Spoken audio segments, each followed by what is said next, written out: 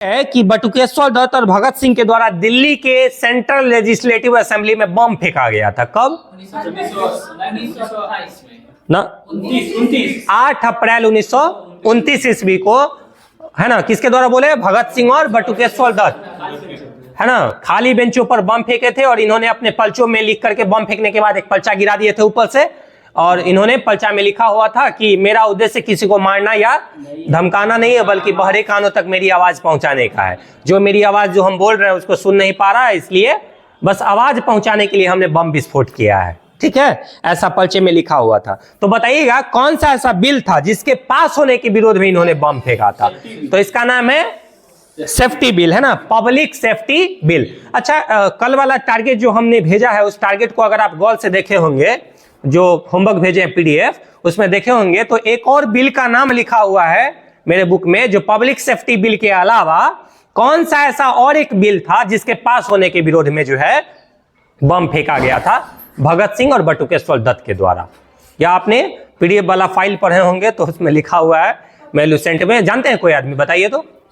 Public safety bill, और इसके अलावा और एक बिल है जिसके विरोध में जो है बम फेंका गया। इसका नाम है ट्रेड डिस्प्यूट बिल। ठीक है, ट्रेड डिस्प्यूट बिल। जहां पे आप लुसेंट पढ़ते हैं वहीं पे इसको प्लस करके लिख लीजिएगा कि पब्लिक सेफ्टी बिल और plus trade dispute bill. Trade dispute bill, इन दोनों बिल के पास, हालांकि ये जो बीपीएससी का सेट मारिएगा तो डीपली है थोड़ा सा, उसमें दिया रहता है कि दोनों बिल के विरोध में इन्होंने ऐसा काम किया था। ठीक है, बताइएगा जब भगत सिंह और बटुकेश्वर दत्त के द्वारा बम फेंका गया था उस समय वहां का असेंबली का नेतृत्व किसके द्वारा किया जा रहा था? कौन कौन व्यक्ति का नाम बताना है ना? हाँ, विट्ठल भाई पटेल। ठीक है, जब भगत सिंह और बटुकेश्वर दत्त के द्वारा, है ना, कब 8 अप्रैल 1929 ईस्वी को दिल्ली के खाली बेंचों पर बम फेंका गया था, उस समय उस असेंबली का नेतृत्व विट्ठल भाई पटेल कर रहे थे, सदारत कर रहे थे। ठीक है, तो ये तो आपका यहाँ तक का हिस्ट्री का होमवर्क दिया हुआ था। ठीक है, अब थोड़ा सा बताइएगा इधर करेंट अफेयर में या पॉलिटी में ना, ये तो अभी एक ही चल रहा था। बताइएगा अब आपका नीति निर्देशक तत्व दिया हुआ था होमवर्क में, इसमें बताइएगा कि नीति निर्देशक तत्व किस देश से लिया गया है? आयरलैंड से लिया गया है ना। अच्छा, एक क्वेश्चन है थोड़ा सा, ये तो जानते ही होंगे, नीति निर्देशक तत्व जो आयरलैंड से लिया गया है, आयरलैंड ने किस देश से लिया है? ये जानते हैं ना?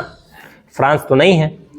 आयरलैंड ने नीति, ये ऐसा मिल जाएगा क्वेश्चन। हमारा पहले वाला सेट आप मारे होंगे, पहला WTN वो शुरू में लिए थे एक बार, उसमें हमने क्वेश्चन दिया था कि आयरलैंड जो है स्पेन से लिया है, और ये क्वेश्चन आपको मिलेगा, घटना चक्र पढ़िएगा हिस्ट्री का, उसमें लिखा हुआ है कि नीति निर्देशक तत्व हमने लिया है आयरलैंड से और आयरलैंड ने लिया है स्पेन से। ठीक है, ये सब बात याद रखना है।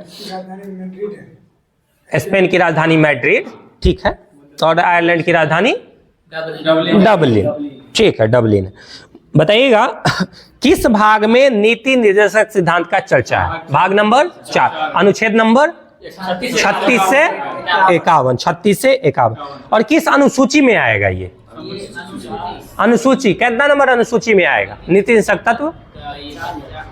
दिमाग लगा के देखिए तो, भाग 4 है ना, भाग 4, भाग 4 में 36 से 51। अच्छा, अनुसूची बोल दिए ना। अच्छा, ठीक, ठीक है, ठीक है। बताइएगा नीति निर्देशक तत्व को भारत के संविधान की अनूठी विशेषता किसने कहा था? भीमराव अंबेडकर के द्वारा कहा गया था। ठीक है, अच्छा बताइएगा नीति निर्देशक तत्व में जो है कल्याणकारी राज्य की संकल्पना दिया रहता है, इसका क्या उद्देश्य होता है? कल्याणकारी राज्य की संकल्पना का उद्देश्य क्या है, इसके बारे में ऐसा क्वेश्चन आपको बार बार मिलेगा, सेट में भी आपके सामने में बार बार आएगा। इसका कल्याणकारी राज्य का जो उद्देश्य होता है वह सामाजिक और आर्थिक प्रजातंत्र की स्थापना करना होता है। इस तरीके से आपको मिलेगा, सामाजिक और आर्थिक प्रजातंत्र की स्थापना, और बहुत इंपॉर्टेंट क्वेश्चन है। ठीक है, बताएंगे आगे। कल हमने बताया था कि अनुच्छेद 39 के बारे में डाटा क्लियर किए थे, है ना, उस दिन वाला में। तो बताइएगा धन का समान वितरण कितना नंबर अनुच्छेद में? 39 के कौम में तो नहीं बोले थे। धन का समान वितरण, धन का समान वितरण गांव में 3 नंबर में, धन का समान वितरण याद रखिएगा 39 के गांव में है ना। हमने कैसे याद किया है? समान 3 अक्षर का है तो क ख ग, 3 नंबर में ग। ठीक है, इस तरीके से धन का समान वितरण ट्रिक से याद रखिएगा तभी ये याद होगा। सर हमको आधा से ज्यादा लुसेंट ट्रिक पर याद है, तो वही ट्रिक फॉलो कीजिएगा तभी ये होगा।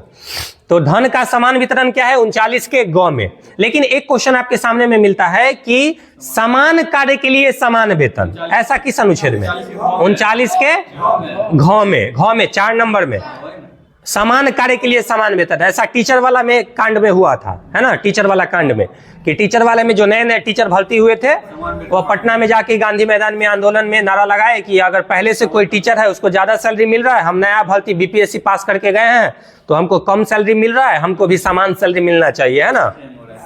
इसी 39 के घ के अनुच्छेद वाला पावर लेकर के गए थे, तो ऐसा जो है वहां पे हाँ पुलिस के द्वारा जो है कार्रवाई किया गया और उसके बाद हो गया सब बराबर। ठीक है, चलिए उसके बाद बताइएगा आगे कि कर्मकारों के लिए निर्वाचन मजदूरी एवं कुटीर उद्योग का प्रोत्साहन कितना नंबर अनुच्छेद में? अनुच्छेद नंबर 43 में है। ठीक है, कुटीर उद्योग का प्रोत्साहन जो है 43 में है। ठीक है, बताइएगा एक पूछताछ क्वेश्चन आपके सामने में आएगा, प्रसूति सहायता का उपबंध, यह 42 में है। प्रसूति सहायता का उपबंध क्या होता है? प्रसूति सहायता का मतलब यहाँ पे क्या होता है? हाँ, जो पैसा मिलता है 1400 रुपया का, हाँ उसके बाद जो है बच्चे का जन्म लेने के बाद जो सरकारी हॉस्पिटल से जो योगदान दिया जाता है प्रसूति सहायता उसको कहते हैं, उसमें 1400 रुपया दिया जाता है ना। 1400 रुपया पेशेंट को दिया जाता है और 300 रुपया आशा को दिया जाता है। ठीक है, वो चीज है। फिर बताइएगा नागरिकों के लिए एक समान सिविल संहिता जो है कितना नंबर अनुच्छेद? अनुच्छेद नंबर 44। अच्छा बताइएगा पहले से ही कौन सा ऐसा राज्य है जिसमें समान सिविल संहिता लागू है? गोवा। अच्छा अभी हाल ही में कौन सा ऐसा राज्य है जो समान संहिता विधेयक लाने वाला पहला राज्य बन गया है? हाँ कंफर्म है? देखिए यहाँ पे डाटा आपको क्लियर रखना है। देखिए यहाँ पे अगर हम क्वेश्चन अगर हम सेट करने वाले होंगे तो हम गोवा उत्तराखंड दोनों ऑप्शन में देंगे। ठीक है, क्वेश्चन क्या है कि आपसे पूछेगा भारत का ऐसा कौन सा ऐसा राज्य है जहां पे समान सिविल संहिता लागू है, तो आंसर होगा गोवा। ठीक है, लेकिन आपके सामने में आएगा समान सिविल संहिता विधेयक लाने वाला भारत का पहला राज्य कौन बन गया है? तो उत्तराखंड। जब तक विधेयक का चर्चा नहीं होगा तब तक उत्तराखंड हम लोग नहीं लगाएंगे, गोवा ही लगाएंगे। ठीक है, अभी हाल ही में आप देखे होंगे 129वां नंबर का विधेयक जो कि संविधान में पेश किया गया है ना, संसद में पेश किया गया है, वो कौन सा है? वन इलेक्शन वन कमीशन वाला है ना। वन इलेक्शन वन कमीशन का अध्यक्ष कौन? रामनाथ कोविंद समिति के सिफारिश पर लाया गया है, ऐसा संसद में पेश किया गया है। ये अगर बिल पास हो जाता है, मान लीजिए वहां से राष्ट्रपति द्रौपदी मुर्मू के द्वारा लास्टली अगर उस पर फाइनलाइज करके और उस पर साइन कर दिया जाता है तो आपका 129वां नंबर का विधेयक बन जाएगा। और अगर यहाँ पे आपकी संविधान संशोधन की अगर आप बात कीजिएगा तो 107वां नंबर का संविधान संशोधन बनेगा, क्योंकि 106 नंबर का जो संविधान संशोधन था वह महिला वाला था। वह शायद आज वाला में था कि क्वेश्चन? आज वाला में क्वेश्चन आपको मिलेगा, कहीं पे होगा कि महिला संविधान संशोधन विधेयक जो आया था वह 106 नंबर है बिल, लेकिन अगर विधेयक आपसे पूछेगा तो 128वां नंबर का विधेयक 106 और 128 दोनों ऑप्शन में रहेगा। ऐसा था क्या ऑप्शन में? ऐसा दोनों ऑप्शन में रहेगा। ठीक है, जब तक विधेयक नहीं बोला जाए तब तक 128 हम लोग नहीं लगाएंगे। ठीक है, हाँ ठीक है। बताइएगा आगे, हिंदी को प्रोत्साहन देना किस अनुच्छेद में? 300। हाँ, हिंदी को प्रोत्साहन देना 351 में है, हिंदी को प्रोत्साहन। लेकिन जबकि आपको पूछेगा प्राथमिक स्तर पर मातृभाषा में शिक्षा देना, यह किस अनुच्छेद में? ये हो जाएगा नहीं भाई, हिंदी देवनागरी लिपि जो है, देवनागरी लिपि का चर्चा और हिंदी यहाँ की राजकीय भाषा है, ऐसा 343 में दिया हुआ है। लेकिन आपसे पूछा जा रहा है कि प्राथमिक स्तर पर मातृभाषा में शिक्षा देना, ऐसा किस अनुच्छेद में? 350 के क में दिया। प्राथमिक स्तर मतलब क्या होता है? शुरुआती पीरियड जो है, पहला से 5वां वाला क्लास, प्राइमरी स्कूल या फिर आंगनबाड़ी, जिसको शॉर्ट में बारी कह दिया जाता है ना। तो वहां पे जो है प्राथमिक स्तर पर यानी हिंदी भाषा में, क्षेत्रीय भाषा में हम लोग को नॉलेज देना है, ऐसा 350 के क में है। लेकिन हिंदी को प्रोत्साहन देना तो 351 में है। ठीक है, हमने कैसे याद किया? हम भी 350 के क और 51 में फंस जाते थे बार बार, और दोनों ऑप्शन में रहता था। कभी 51 लगा दिए ठीक, कभी 50 के क मार दिए। तो हमने याद किया है कि पहले प्राइमरी स्तर पर शिक्षा देंगे पहले, तो 350 में क में, और तब जब शिक्षा दिया हुआ हो जाएगा तब जाके प्रोत्साहन देंगे तो 51। ठीक है, इस तरीके से डाटा क्लियर कर देंगे। चलिए बताइएगा, मौलिक कर्तव्य किस देश से लिया गया है? रूस से लिया गया है। और मौलिक कर्तव्य को किस संविधान संशोधन के द्वारा जोड़ा गया था? सरदार स्वर्ण सिंह समिति के सिफारिश पर 42वां संविधान संशोधन 1976 में। अच्छा, आज एक क्वेश्चन हमने एसएसटी में आपको दिए थे कि 1935 के भारत शासन अधिनियम में कितने मौलिक कर्तव्य था? मौलिक कर्तव्य की संख्या कितना था? तो 0 आंसर हो जाएगा ना, क्योंकि आप नॉर्मल सी ऐसी दिमाग लगाइए कि 42वां संविधान संशोधन के द्वारा 1976 में जोड़ा गया है, और उससे पहले हम 1976 में जोड़ा गया है, हम आपसे 1935 का पूछ रहे हैं, तो कैसे आएगा यहाँ पे? तो 1935 के अधिनियम में, या फिर आपसे ऐसे भी पूछेगा देश आजादी के बाद, स्वतंत्रता के बाद, ठीक है, इस तरीके से फंसाएगा। या फिर एक क्वेश्चन हमने देखा था, एक जगह पे सेट मारे थे, वहां पे ऐसे दिया हुआ था 1975 ईस्वी में भारत में कितने मौलिक कर्तव्य थे? ठीक है, 1975 ईस्वी में। हाँ, तो ध्यान रखना 0 होगा। जब भी आपसे 1976 से पहले का डाटा कुछ भी पूछ दिया जाए तो हमेशा 0 मारेंगे, ठीक है, चाहे वो भारत शासन अधिनियम रहे, स्वतंत्रता के बाद पूछे या कभी भी पूछे, ठीक है, या गणतंत्र के बाद पूछे। लेकिन जब भी 1976 के बाद वाला आएगा, 42वां संविधान संशोधन में जोड़ा गया। अच्छा, एक क्वेश्चन है आपके सामने में कि सरदार स्वर्ण सिंह समिति ने जो सिफारिश किया था मौलिक कर्तव्य को जोड़ने के लिए, इसने कितने मौलिक कर्तव्य को जोड़ने का सिफारिश किया था? 8 मौलिक कर्तव्य का संस्तुति किए थे, है ना, 8 मौलिक कर्तव्य का लेकिन जोड़ा गया कितना? 10 जोड़ा गया था, है ना। ये आपका 2213 पीटी जो दिए होंगे उसमें, आप लोग दिए होंगे उसमें 2213 पीटी में पूछा हुआ था, ठीक है, कि किस समिति के सिफारिश पर जोड़ा गया था, ऐसा पहला सीटिंग में था। ठीक है, बताइएगा कि जो लास्ट वाला है, अभी वर्तमान में कितने हैं मौलिक कर्तव्य? 11। तो सबसे अंतिम वाला जो है 11 नंबर का, वह कब जोड़ा गया है?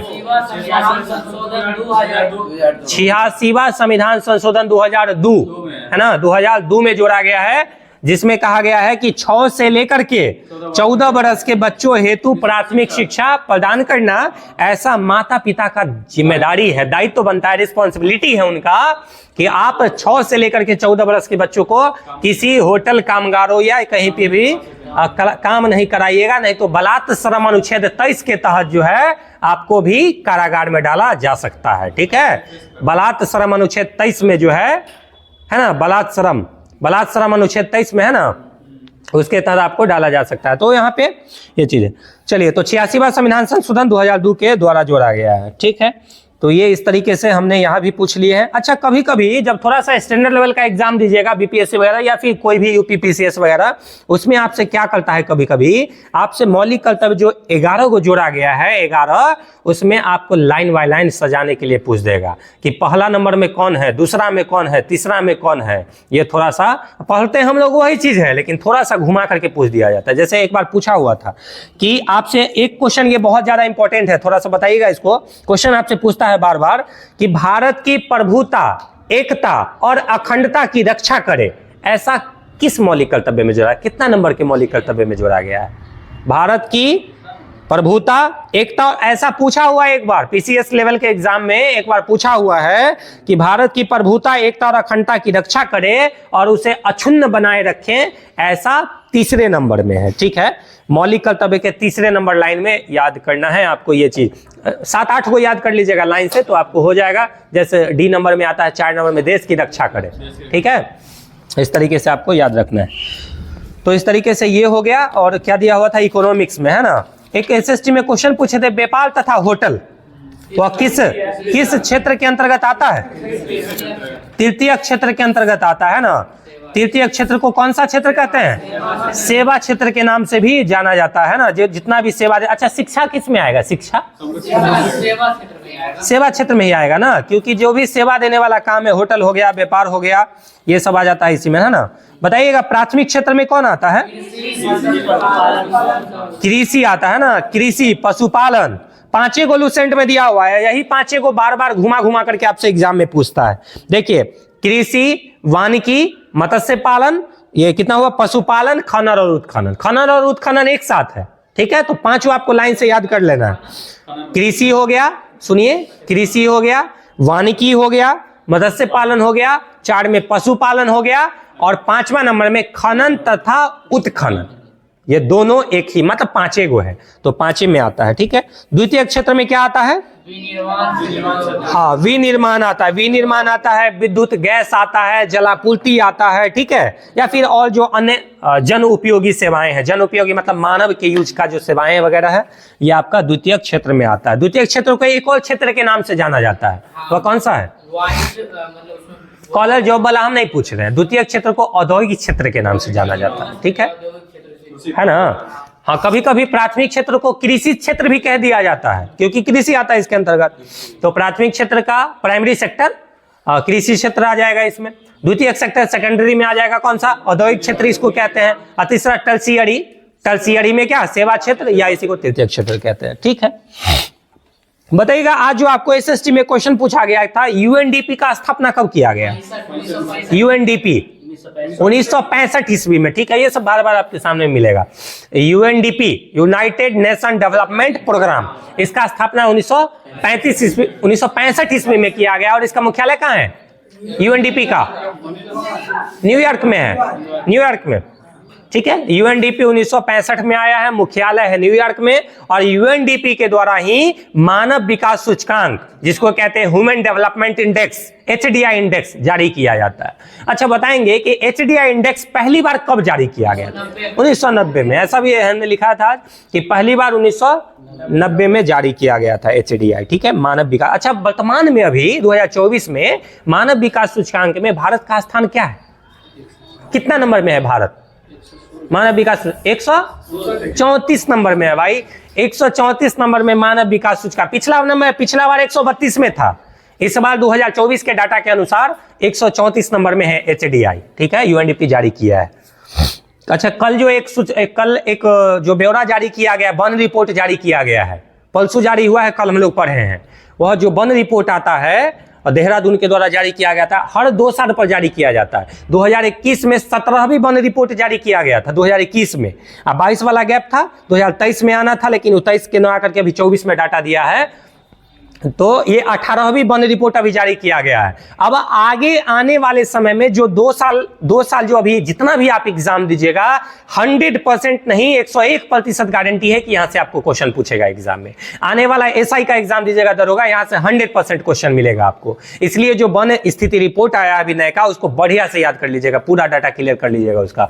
वन में वृद्धि कितना हुआ है, कौन सा राज्य सबसे ज्यादा वनावरण में वृद्धि किया है, प्रतिशत कितना वृद्धि हुआ है, कितना क्षेत्रफल पर वृद्धि हुआ है, यह ऐसा आप जनवरी वाला जो करंट अफेयर आएगा एसपीडी का, उसमें पढ़ लीजिएगा, पूरा डाटा क्लियर, और हर हाल में पूछेगा एग्जाम में। ठीक है, उसको देख लीजिएगा। बताइएगा आगे, एक पूछा जाता है आपसे क्वेश्चन कि द वेल्थ ऑफ नेशन किसके द्वारा लिखा गया है? Adam Smith. कब लिखा गया है? 1776 में ना, 1776 में ना, 1776 में एडम स्मिथ के द्वारा द वेल्थ ऑफ नेशन पुस्तक लिखा गया था, और इसी में जो है पूंजीवादी अर्थव्यवस्था का उद्गम स्रोत माना गया। अच्छा, एक क्वेश्चन आपसे पूछा जाता है कि पहली बार राज्य अर्थव्यवस्था का सिद्धांत किसके द्वारा दिया गया था? कार्ल मार्क्स के द्वारा दिया गया था। कार्ल मार्क्स कहाँ के रहने वाले थे? जर्मनी के रहने वाले थे, है ना। पहली बार इनके द्वारा दिया गया था। जबकि बोल्शेविक क्रांति कब हुआ था? 1917 ईस्वी में ना, बोल्शेविक क्रांति 1917 ईस्वी में हुआ है, हाँ, लेनिन के द्वारा। ठीक है, तो बताइएगा कि बोल्शेविक क्रांति के बाद जो है रूस में नजर आया था, लेकिन चीन में जो है, चीन में राज्य अर्थव्यवस्था सिद्धांत का कब नजर में आया, मतलब कब प्रकाशन में आया चीन में? ऐसा यहाँ पे है कि चीन में हाँ 49 में। ठीक है, 1949 ईस्वी में राज्य अर्थव्यवस्था का उद्भव जो है वह चीन में हुआ है। ठीक है, कहाँ? चीन में गृह युद्ध कब हुआ है? नहीं, वो मंचू राजवंश का पतन, मंचू राजवंश का पतन 1911 ईस्वी में हुआ है। ठीक है, हाँ।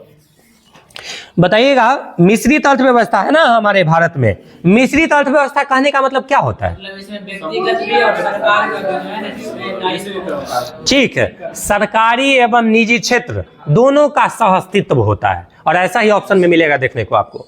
पूछता है कि मिश्रित अर्थव्यवस्था का मतलब क्या होता है, तो सरकारी एवं निजी क्षेत्रों का सहअस्तित्व। निजी मतलब प्राइवेट सेक्टर, सरकारी यानी गवर्नमेंट सेक्टर, तो दोनों सेक्टर का सहअस्तित्व यानी दोनों का है योगदान इसमें। ठीक है, इस तरीके से लुसेंट से भी आपसे पूछ लिया गया है। अब बारी है साइंस की, है ना। बताइएगा कि आज जो आपसे क्वेश्चन पूछा गया था कि बिच्छू के डंक में कौन सा अम्ल पाया जाता है? फॉर्मिक अम्ल पाया जाता है या मेथेनोइक अम्ल पाया जाता है? दोनों। फॉर्मिक अम्ल का क्या फॉर्मूला होता है, केमिकल फॉर्मूला? ठीक है, HCOOH, बस क्लियर बोलना है, HCOOH, फर्स्ट में H लास्ट में H, HCOOH फॉर्मिक एसिड का फॉर्मूला है। एसिटिक एसिड का फॉर्मूला क्या है? CH3COOH, है ना। कुछ तो एसिड है उसका नाम याद कर लेना है ना। बताइएगा सल्फ्यूरिक एसिड का क्या फॉर्मूला है? H2SO4। नाइट्रिक एसिड का क्या फॉर्मूला है? नाइट्रिक एसिड, हाँ, HNO3। भाई NaNO3 सोडियम नाइट्रेट का फॉर्मूला है, जिसे चिली साल्ट पीटर कहते हैं, ठीक है। और HNO3 नाइट्रिक एसिड का। अच्छा बताइएगा, अम्लों का राजा किसे कहा जाता है? सल्फ्यूरिक अम्ल को कहा जाता है किंग ऑफ एसिड। अम्लों की रानी किसे कहा जाता है? हाँ, यही तो कंफ्यूजन है। अम्लों की रानी, सब लोग दिमाग में यही सोचते हैं कि हाइड्रोक्लोरिक एसिड होगा, लेकिन ये आपका गलत माना जाता है। अभी जो नाम आपने बोला है नाइट्रिक एसिड, HNO3, इसी को अम्लों की रानी कहते हैं। हमको भी पता नहीं था, आज से लगभग 2 साल पहले जब हम पहली बार सेट मारे थे, उसमें HCl हम लगा दिए थे। तो वहां पे जब सर्च किए गूगल पे तो देखे नहीं नाइट्रिक एसिड होगा। तब से हम दुनिया को सिखा रहे हैं कि नाइट्रिक एसिड जो है वह HNO3 है ना, अम्लों की रानी है, ठीक है। हाँ, अम्लों का राजा तो हर व्यक्ति को याद होता है, बैटरी में, कार बैटरी में, गाड़ी के बैटरी में, ये सब में, है ना, H2SO4 है। चलिए बताइएगा, पालक में कौन सा अम्ल पाया जाता है? पालक में ऑक्जेलिक अम्ल पाया जाता है, ठीक है। पालक में ऑक्जेलिक अम्ल पाया जाता है। इसके अलावा ऑक्जेलिक अम्ल और कहाँ पाया जाता है? घास में ऑक्जेलिक अम्ल, बेंजोइक अम्ल भी होता है ना घास में, टमाटर में, है ना, टमाटर में ऑक्जेलिक अम्ल पाया जाता है, जबकि घास में बेंजोइक अम्ल पाया जाता है। बेंजोइक अम्ल का प्रयोग भी हम लोग खाद्य पदार्थों को सुरक्षा रखने के लिए इसका भी प्रयोग करते हैं, और सोडियम बेंजोएट का भी प्रयोग करते हैं, ठीक है। बताइएगा, आज जो क्वेश्चन आपसे पूछा गया था, कच्चे आम में कौन सा टार्टरिक अम्ल पाया जाता है? ठीक है, कच्चे आम में। बताइएगा, एसिड शब्द की उत्पत्ति किस भाषा से हुआ है ना? लैटिन शब्द एसियल से हुआ है, ठीक है, लैटिन भाषा से हुआ है ना। हाँ, बताइएगा, एक्वारेजिया जिसे अम्लराज कहते हैं, इसमें HCl और HNO3 का अनुपात क्या होता है? 3:1 होता है, ठीक है, 3:1। कभी कभी जानते हैं, हम सोच रहे थे कि SST में आज घुमा देते हैं बच्चे को। हम पूछने वाले थे पहले नाइट्रिक एसिड तथा हाइड्रोक्लोरिक एसिड का अनुपात क्या होता है, तो वहां पे 1:3 हो जाता ना, होता उल्टा कर देते तो, लेकिन वहां पे क्रमशः लगा देते, क्रमशः नाइट्रिक एसिड तथा HCl का अनुपात क्या होता है। हाँ, जैसे झंडा में उलट दिया जाता है। भारत का राष्ट्रीय झंडा जो है हमारा, उसमें चौड़ाई और लंबाई का अनुपात होता है। लंबाई का ज्यादा होता है 3 और चौड़ाई का 2 होता है, 3:2। लेकिन सेट में कभी कभी ज्यादा तेज हैं तो वह चौड़ाई और लंबाई का अनुपात पूछ देते हैं, तो 2:3 हो जाता है, उल्टा हो जाता है। उसी तरीके से हमने सोचा था कि आज एक्वारेजिया में बदल देते हैं, लेकिन फिर सोचा नहीं, तो हार्ड हो जाएगा, कहीं गलती हो जाएगा, इसलिए नाइट्रिक एसिड 1 याद रखना है, और HCl क्या याद रखना है? 3। 1-3 भी आपको ऑप्शन में ऐसा मिल जाएगा, ठीक है। तो हमने कैसे याद किया है? HCl 3 अक्षर का है तो 3 पहले, जो एगो बच गया उसको 1 मार देंगे, HNO3 का, ठीक है, इस तरीके। अच्छा बताइएगा, अम्लीय वर्षा का मान कितना से कम हो जाता है? तो अम्लीय वर्षा पीएच मान कितना? 5.6 से जब कम हो जाता है वर्षा के जल के पीएच मान, तो उसे अम्लीय वर्षा माना जाता है। कहीं कहीं में आपको ज्ञान बिंदु वगैरह वाला किताब में जो है आपको 4.2 लिखा हुआ मिलेगा, ठीक है। हाँ, 4.2। तो जहां पे 4.2 दिया जाएगा वहां पे 5.6 से नीचे नहीं दिया जाएगा। ऐसा थोड़ा है जो फंसा दिया जाएगा। तो 5.6 से नीचे वाला जो पीएच मान होगा वह क्या होगा? अम्लीय वर्षा होगा। जबकि दांतों का पीएच मान कितना से कम होने पर दांत क्षरण होने लगता है? 5.5 से कम होने लगता है, ठीक है। दांत का पीएच मान, जैसे ब्रश उरस 3-4 दिन 5 दिन नहीं करेंगे हम लोग, कभी कभी तो नहीं करेंगे, तो क्या होगा कि दांत के ऊपर जो है पीला कलर का दंत पलंक बैठ जाता है, जिसको प्लैक कहते हैं, ठीक है। येलो कलर का प्लैक बैठ जाता है, और वह पीला कलर क्या होता है, बैक्टीरिया बैठ जाता है। ये भी कभी पूछ दिया, दांतों में जो पीला कलर का बैठता है वह बैक्टीरिया होता है कि वायरस होता है कि प्रोटोजोआ होता है कि कवक होता है कि फंगी होता है, क्या क्या इस तरीके से पूछ दिया जाएगा। ठीक है, तो याद रखना बैक्टीरिया का क्षरण, बैक्टीरिया बैठ जाता है दांतों के ऊपर, पीला कलर का दंत प्लक बना लेता है, प्लैक बना लेता है, और इससे क्या होता है कि दांतों का पीएच मान धीरे धीरे घटने लगता है, और जब 5.5 से कम होने लगेगा, उससे कम, तो दांत हमारा झरझर करके टूट करके गिरने लगेगा। ठीक है, बताइएगा कल जो आपसे पूछा गया था कि सोडियम हाइड्रोक्साइड है ना, NaOH, इस NaOH का पीएच मान कितना होता है? कास्टिक सोडा इसी को नहीं कहते हैं, NaOH, इसका पीएच मान कितना होता है? 14 होता है। ठीक है, 14 होता है। बताइएगा मिल्क ऑफ मैग्नीशिया का पीएच मान कितना होता है? 10.5। ऐसा एक बार एग्जाम में पूछ लिया गया, मिल्क ऑफ मैग्नीशिया जिसको कहते हैं मैग्नीशियम हाइड्रोक्साइड, MgOH का होल 2 होता है, तो ये जो है इसका पीएच मान 10.5 होता है, जबकि NaOH का पीएच मान 14 होता है और NaCl का पीएच मान 7 होता है, क्योंकि उदासीन विलयन बनाएगा ना नमक, प्रबल अम्ल और प्रबल क्षार। अच्छा, एक क्वेश्चन है, थोड़ा सा दिमाग लगा के बताइएगा, जो लोग टारगेट अच्छे से पढ़े होंगे उनको पता होगा। ये जो अभी हमने चर्चा किया था अम्लराज या एक्वारेजिया, इसमें जो HCl होता है और HNO3 होता है नाइट्रिक एसिड, ये सांद्र होता है या तनु होता है ना? आपसे इस तरीके से पूछा जाएगा। देखिए क्वेश्चन इस तरीके से 4 ऑप्शन है। ऐसा राजा सर एक बार जो टेस्ट लिए थे WTN, उसमें ये क्वेश्चन दिए थे, 3-4 WTN से पहले वाला WTN में दिए थे कि HCl और HNO3 जो होता है उसमें आपको दिया जाएगा ऑप्शन में सांद्र HCl तनु HNO3, या सांद्र HNO3 तनु HCl, या सांद्र HCl सांद्र HNO3, या तनु HCl तनु HNO3। इस तरीके से जब 4 ऑप्शन मिलेगा ना सांद्र तनु वाला, तो दिमाग का दही हो जाता है। ठीक है, इसलिए इसका बढ़िया से याद रखना है। ठीक है, क्या आप लोग जवाब क्या दे रहे थे? सांद्र होता है क्या HCl? तनु? हाँ ना, ये चीज गलत हो जाएगा, दोनों सांद्र होता है। ठीक है, सांद्र HCl और सांद्र HNO3 याद रखिएगा, बहुत इंपॉर्टेंट है, घुमा दिया जाता है यहाँ पे। अब बुक में अगर आप देखिएगा तो गौर से, तो यहाँ लिखा हुआ है सांद्र HCl एवं सांद्र नाइट्रिक अम्ल, ये दोनों का अनुपात 3:1 होता है। ठीक है, दोनों सांद्र होता है। सांद्र और तनु कहने का मतलब क्या होता है? सांद्र मतलब घना टाइप का। हाँ, सांद्र मतलब घना, उसमें पानी की मात्रा होगा कम, और तनु मतलब उसमें पानी की मात्रा होगा ज्यादा। जैसे सल्फ्यूरिक एसिड जो होता है, ओरिजिनल सल्फ्यूरिक एसिड H2SO4, वो इतना ज्यादा सांद्र होता है, उसमें पानी की मिलावट कम होता है, वह अगर हाथ पैर पर कहीं पर स्किन पे पड़ जाएगा तो पूरी तरीके से जला देता है। वही HCl अगर कहीं पर पड़ जाए तो ज्यादा फर्क नहीं पड़ता है, क्योंकि उसमें पानी का मिलावट होता है। या फिर जो घरों में जो बाथरूम वगैरह साफ करने में जो हार्पिक का यूज किया जाता है, हार्पिक में अम्ल पाया जाता है, हार्पिक में भी अम्ल रहता है, उसमें H2SO4 नहीं, H2SO4 का मात्रा कम, HCl का मात्रा होता है। उसमें देखिएगा हार्पिक पे गौर से उस पे लिखा हुआ रहता है। ये सब चीज हम लोग को सीखने को मिलता है। कोई भी चीज खाने पीने का भी वस्तु है, उस पे गौर से देखिएगा तो उस पे जो है सब कुछ लिखा हुआ है, उसका कंपोजिशन जो है कंपोनेंट वह लिखा हुआ मिलता है। ठीक है, तो देखिएगा उस समय उसमें पानी की मिलावट ज्यादा होता है, यानी तनु होता है, इसलिए वो सब अगर हाथ पे हार्पिक पड़ भी जाएगा तो ज्यादा फर्क नहीं पड़ता है, जलता उलता नहीं है। लेकिन H2SO4 जो बाजार में एकदम ओरिजिनल वाला मिलता है, वह जहां पे पड़ेगा वहां पे जला देता है ना। ऐसा सिनेमा वगैरह में देखने को मिलता है कि छिड़काव कर दिया जाता है, ना होता है, ज्यादा छिड़काव कर दिया जाता है कि हमारी नहीं हुई तो किसी का होने भी नहीं देंगे। चलिए बताइएगा आगे। लवण जो होता है, लवण, वह लवण का निर्माण कैसे होता है? अम्ल और क्षार के मिलने से होता है। तो बताइएगा लवण बनने का जो प्रक्रिया है, अम्ल और क्षार मिलकर जो लवण का निर्माण होता है, ये कौन सी प्रक्रिया, इस प्रक्रिया को क्या कहते हैं जानते हैं?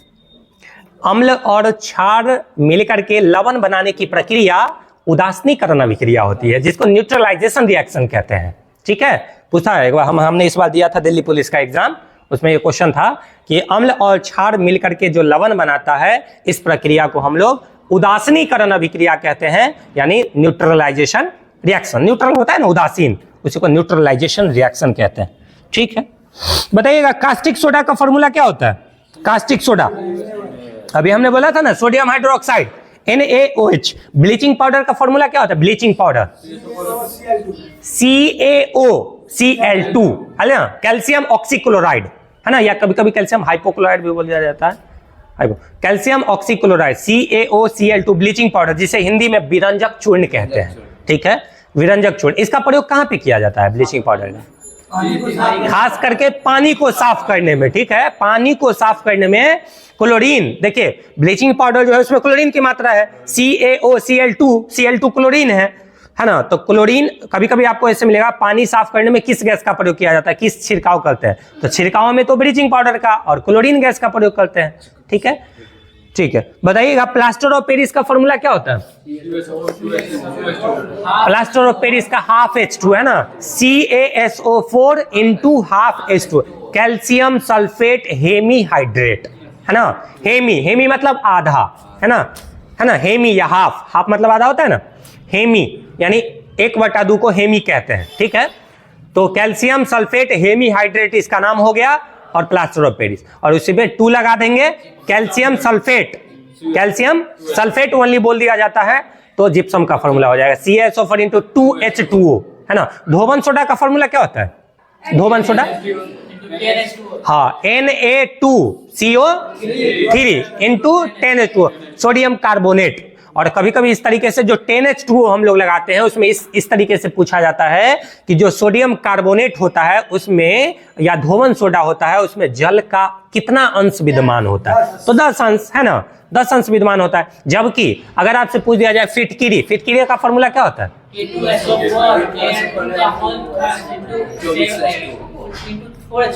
लास्ट वाला कितना H2 है?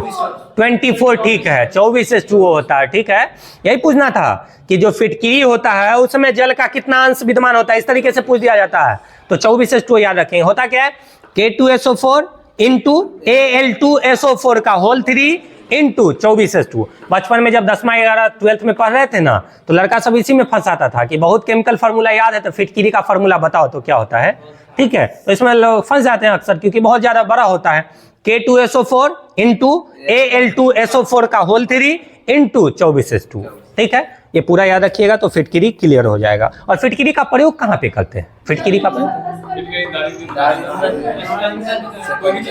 हाँ, जल को साफ करने में भी, है ना, या निष्कंद, इसको कहते हैं अस्कंदन। फिटकिरी से साफ करने की प्रक्रिया क्या कहलाता है? अस्कंदन। और ऐसा एक बार दरोगा में पूछा जा चुका है, ठीक है। और दाढ़ी वगैरह बनाने के टाइम जो कट फट जाता है तो फिटकिरी का प्रयोग करके उसको रोक दिया जाता है। क्योंकि फिटकिरी का जब प्रयोग करेंगे हम लोग तो ब्लड का क्या होगा? क्लॉटिंग हो जाएगा, ब्लड जम जाएगा और ब्लड का रिसाव हमारे बॉडी से बाहर नहीं होगा, ठीक है। इसके लिए फिटकिरी को लगा दिया जाता है कि कट फटने, हालांकि नहीं फटेगा तो नहीं भी यूज करेंगे तो काम चल जाएगा, ठीक है। तो इस तरीके से यहाँ तक का टारगेट आपसे पूछ लिया गया है और रहने देते हैं, ठीक है। और फिर अगले दिन जो आज का टारगेट आपको दिया जाएगा, ग्रुप में भेजा जाएगा, उसको अच्छे से पढ़ के आइएगा तो फिर बेटर तरीके से चलाएंगे कल, ठीक है। हाँ, होमवर्क लिखाएंगे, ठीक है। आज का सेशन यहीं पे समाप्त किया जा रहा है।